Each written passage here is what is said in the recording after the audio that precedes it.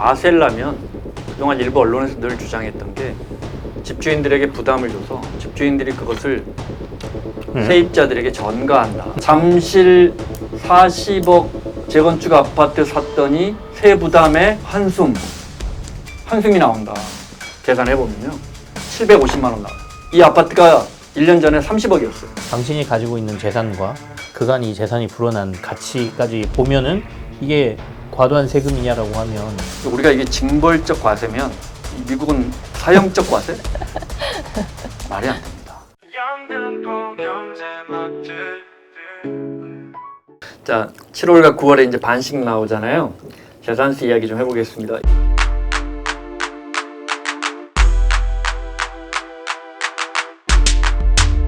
이달 말에 이제 정부의 소득세 세정 맛있죠? 네. 재산세 말써요? 네, 소득세제 개편안이 나오는데 네. 새 정부가 나오면 세제 개편안이 나오는 건 굉장히 중요한 괜찮다. 좀 중요해요, 박사님. 죄송해요. 굉장히 제가 중요한 아침을 못 먹어. 정책이에요. 천천히 드세요. 네. 맛있게 드세요. 네. 제가 이야기할게요. 네, 뭐 세금이라는 건 정말 그 나라 정책에서 중요한 거잖아요. 중요하죠. 그 중에 이제 대통령이 그 세제 개편 보유세 가지고 부동산을 잡지는 않겠다고 했잖아요. 네네. 그렇죠. 어떻게 생각해요? 저는 그 의미가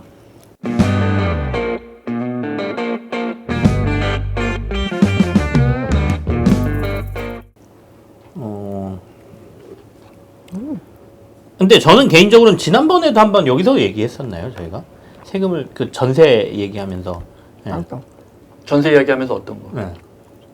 제 기억력이 짧아가지고 얘기했던 것 같은데 대선 공약 때 명확하게 내가 세금으로 부동산을 잡지는 않겠다 이렇게 발언한 건지 제가 명확하게 기억은 못하겠는데 했어요. 네.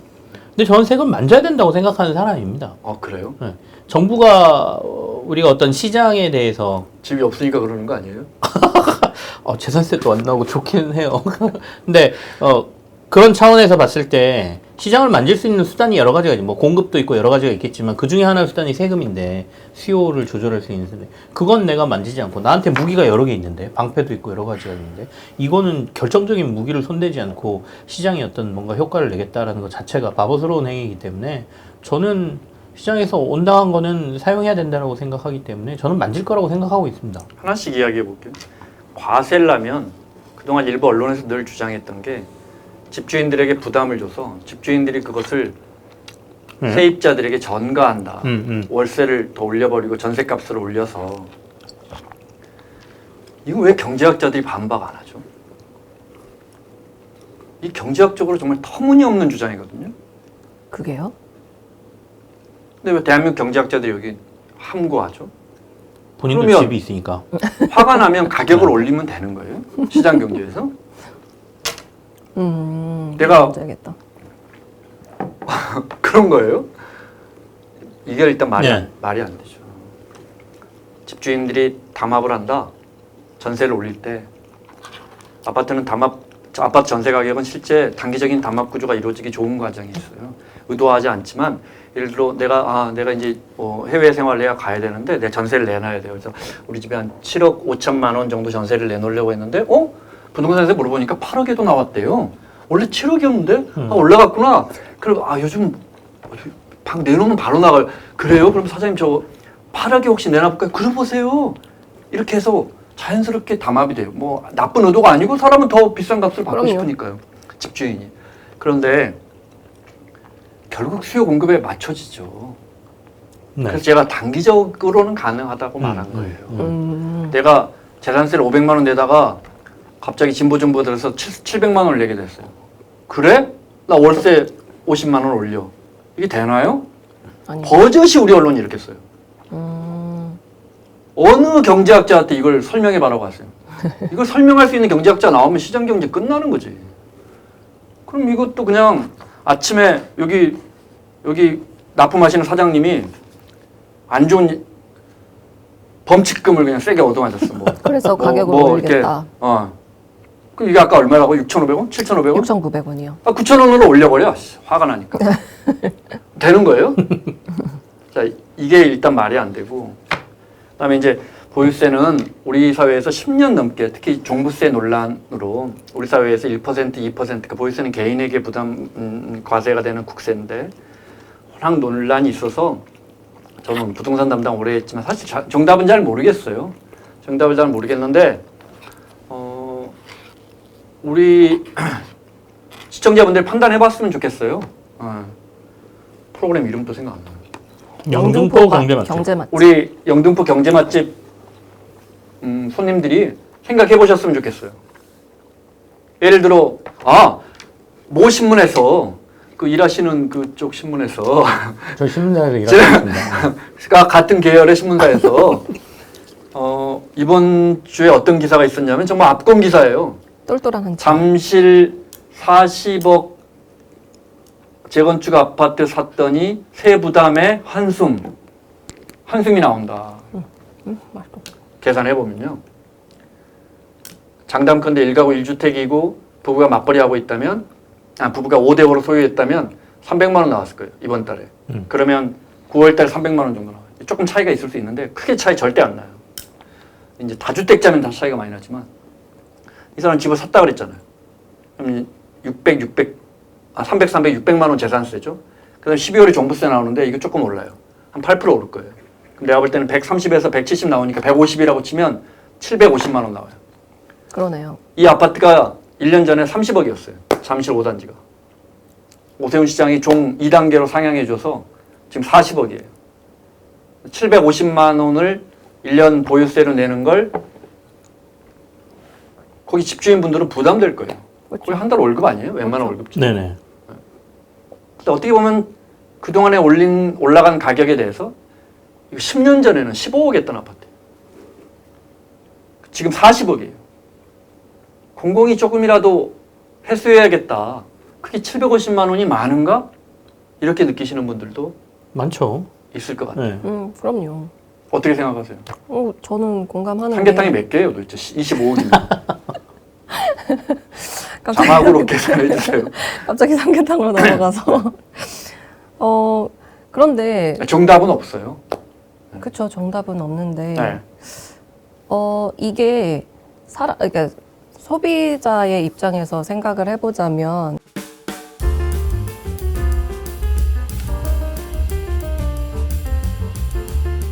이 종부세나 재산세나 이게 또 다른 어떤 심리적 계정이거든요. 그러니까 이게 뭐냐면은 우리가 물건을 살 때 하나의 그 통으로 사는 거와 그리고 동시에 우리가 생각하지 못했던 어떤 플러스의 어떤 가격을 지불하게 된다면 사실 그거는 받아들이는 사람 입장에선 굉장히 또 다른 하나의 비용으로 느끼는 거라서 그래서 저는 그런 기사를 쓰게 되지 않았나라는 생각을 해봤습니다. 그래서 저는 사실 그거를 소비자 관점에서 그냥 피상적으로 만약에 소비자라면 그게 공감이 많이 될 만한 기사이겠구나라고 생각만 했었던 게 있어요. 그러니까 조금 더 차원을 넓혀서 그렇게 심적 회계라고 그러거든요. 네, 심적 회계라고 그러죠. 행동경제학에서 말하는 충분히 맞는 말이에요. 네, 그래서 일반 소비자의 입장에서 봤을 때는 공감이 되는 기사지 않을까라는 생각을 해봤었어요. 한숨이 나온다. 네. 뭐 낚시성 기사라고 하는데 제목으로 끄는 뭐 어그로 끈다라고도 하고, 그러니까 제일 많이 부동산에서 쓰는 기사지 않습니까? 그러니까 세금은 뭘 해도 다 저항이 있는, 그러니까 조세 저항이 존재하는 건데 일반적인 세금보다는 워낙 단위가 크니까 부동산은 계산해 보면 몇백만 원씩 나오니까. 몇백만 원씩 나오죠. 그럼 그 금액 자체만으로도 일반적인 서민들 입장에서 아까 말씀하신 대로 뭐 한 달 월급 이상 야 이걸 세금으로 낸다고? 라는 단편만 보고 있으면 우리가 굉장히 자극적으로 들리는데 뜯어서 보면 당신이 가지고 있는 재산과 그간 이 재산이 불어난 가치까지 보면은 이게 과도한 세금이냐라고 하면 저는 아니라고 그쵸. 보는 입장이죠. 네. 언론이 자주 쓰는 습관적으로 쓰는 말 중에 징벌적 과세라는 게 있어요. 세금을 줘서 국민을 혼내주는 거 아니냐. 난 이 조어도 잘못된 거라고. 예를 들어 미국과 우리의 보유세를 수평 비교하기는 어렵습니다. 미국은 거래세가 낮고 또 우리는 이렇게 시세 차이 공시 가격을 해마다 바꿔서 이게 거래가 가격이 올랐나 낮았나 해가지고 이제 결정을 하지만 미국은 내가 매입한 가격에다가 세금을 보유세를 계속 때리기 때문에 오르지 않습니다. 집값이 계속 올라도. 근데 10년 전에 샀으면 10년 전 가격으로 하는데 그래도 보유세가 보통 캘리포니아나 뉴욕주 같은데 뭐 커넥티컷 이런 데 3% 가까이 됩니다. 아까 잠실주공 40억이라고 봤을 때 잠실주공 지금 그 사이에 45억 됐습니다. 근데 40억이라고 봤을 때 3%면 1억 2천만 원 내는 겁니다. 한국은 750만 원 낸다고 그랬잖아요.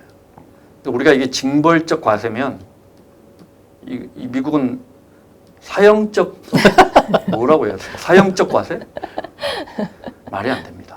이게 이런 것도 나쁜 의도라기보다 잘 몰라서 이러는 겁니다. 휘발유에 들어가는 세금 53%인가 4%입니다. 그렇죠. 그럼 이게 우리가 지금 실효세로 따져보시죠.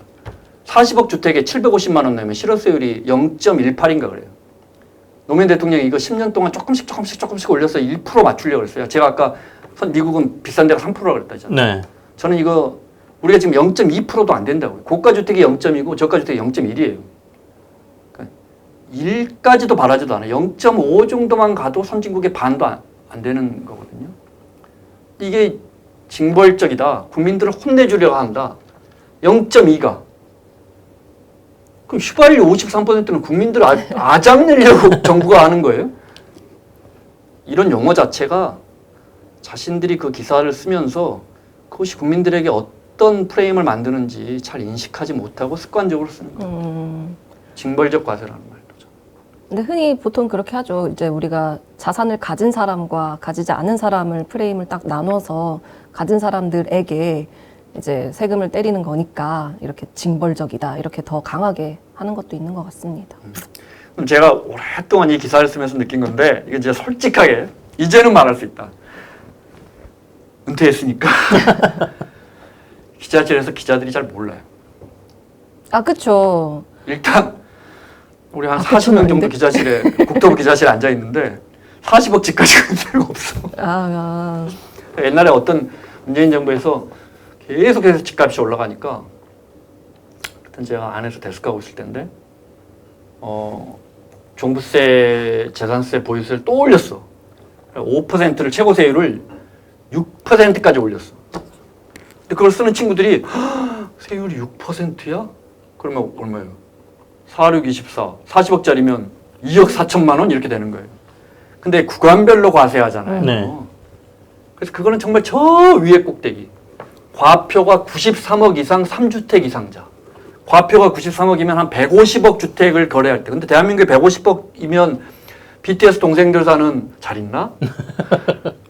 뭐 한남더일 뭐 이런 데에 최고 비싼 게 150억을 내가 이미 집을 한 채 두 채 갖고 있을 때 세 번째 살 때 그것도 150억 중에 과표가 뭐 100억으로 걸렸다면 93억 이상이니까 93억에서 100억까지 7억에 대해서 6%를 과세하는 거거든요. 그러니까 보통 사람하고는 전혀 상관없는데 제목이 뭐냐면 징벌적. 검색해 제목이 종부세 최고세율 6% 국민들 경악 숨 막히는 그 6%를 내는 사람이 진짜 어디 있나 싶어요.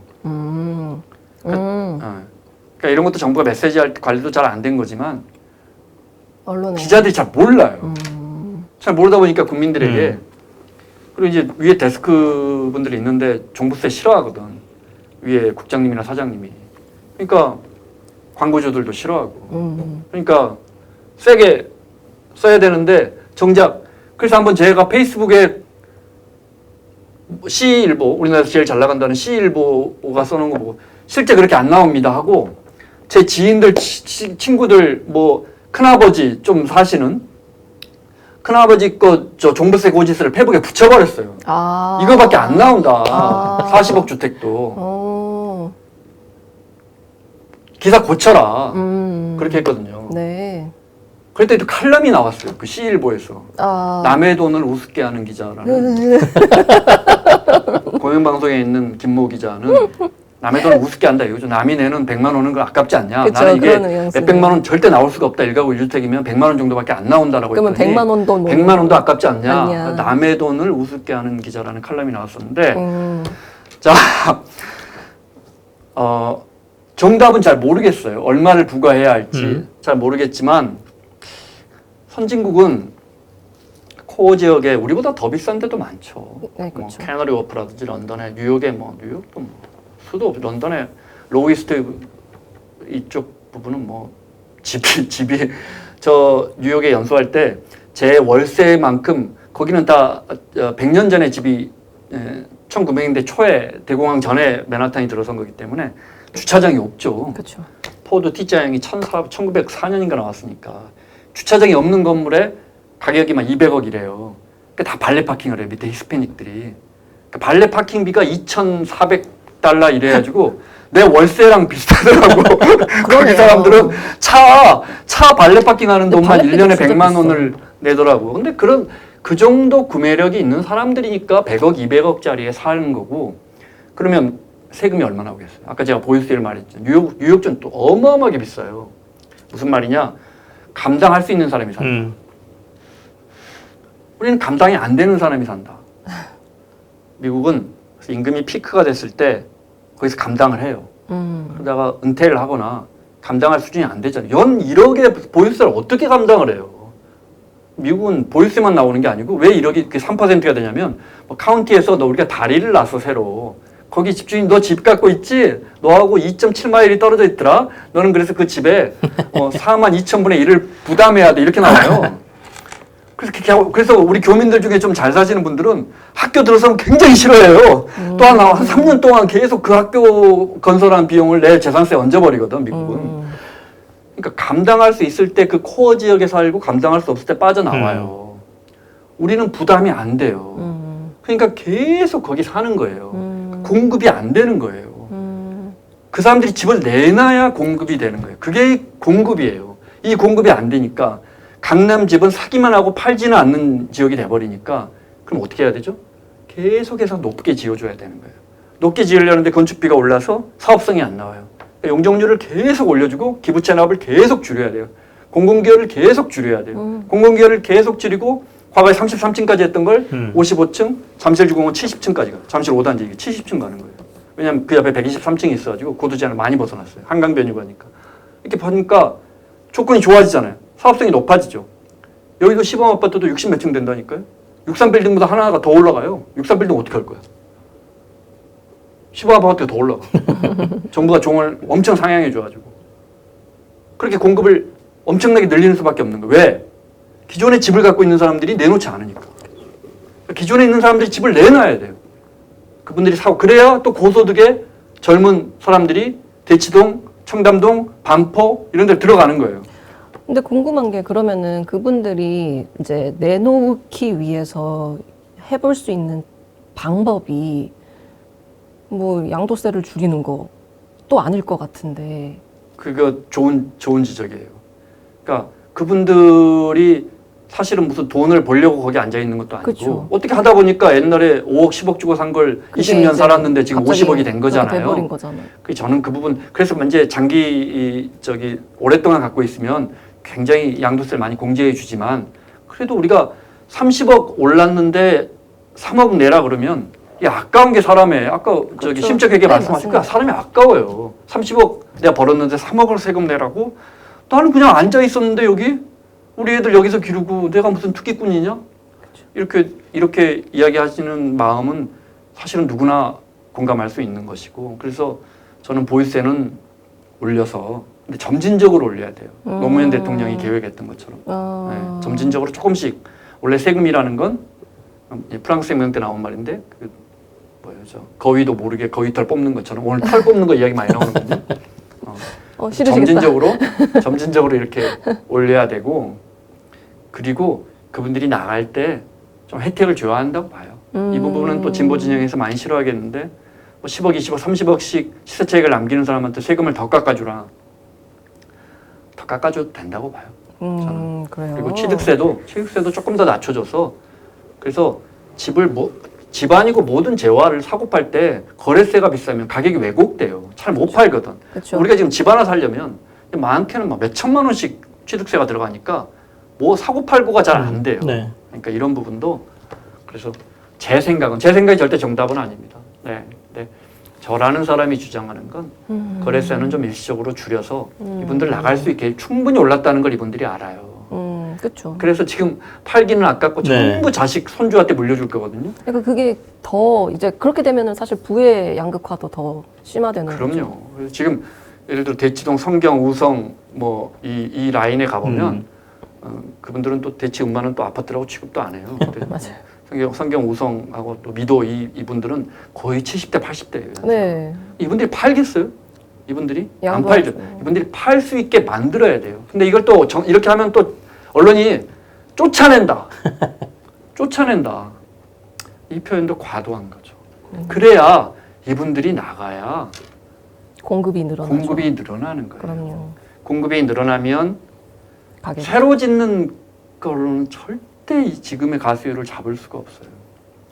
음마 아파트가 이제 4,400가구에서 한 6,000가구로 원래 1대1 재건축이었으니까 100가구도 짓기 힘들었는데 1,600가구를 올려줘요.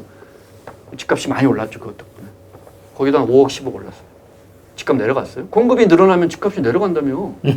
공급을 많이 해야 한다며. 박원순 시장 때 공급을 억제해서 집값이 올랐다며. 목동은 25,000가구가 5만 가구가 돼요. 그럼 목동 가격이 내려야죠. 목동도 다 10억씩 올랐어요. 공급이 늘면 가격이 내려간다며. 올해 서울에 47,000가구 입주를해요. 굉장히 많이 입주하는 거예요. 가격이 내려간다며. 그렇죠? 어떻게 해야 되느냐? 살고 있는 분들이 내놓을 수 있게 해줘야 돼요. 선진국처럼. 저는 이 방법밖에 없다고 생각해요. 어떻게 보면 정책 재현에 가까운 말씀이시고. 네. 지금 용산은 그래서- 제 생각에 네. 전혀 동의하지 않습니다.